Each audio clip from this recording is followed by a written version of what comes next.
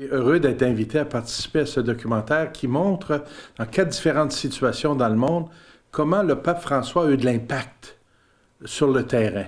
Et Québec a été choisi à cause de l'expérience qui a été vécue suite à l'attentat à la mosquée, la Grande Mosquée de Québec, il y a déjà presque 2 ans.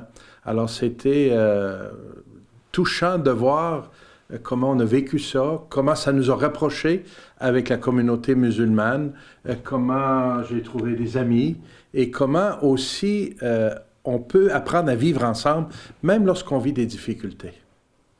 Le témoignage, la façon d'être de François, son enseignement, mais ce qu'il est, lui, m'a donné cette poussée dans le dos, ce courage d'aller au-delà de ce que je me pensais capable de faire.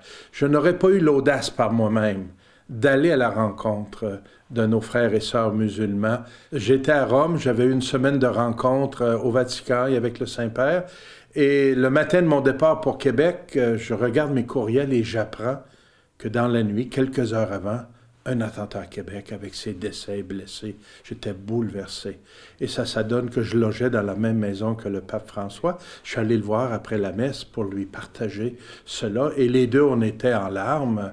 Et il me donnait une accolade et il me dit « Rentre chez toi et apporte de l'espérance à ce peuple, à nos frères et sœurs musulmans, apporte de l'espérance, soutiens-les. » Et ça m'a donné le courage d'arriver à Québec.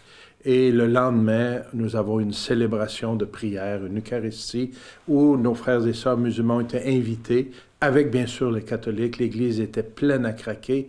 Et c'est là que j'ai rencontré M. Boufeldia Ben Abdallah pour la première fois. Et nous sommes devenus des amis, je dirais des frères.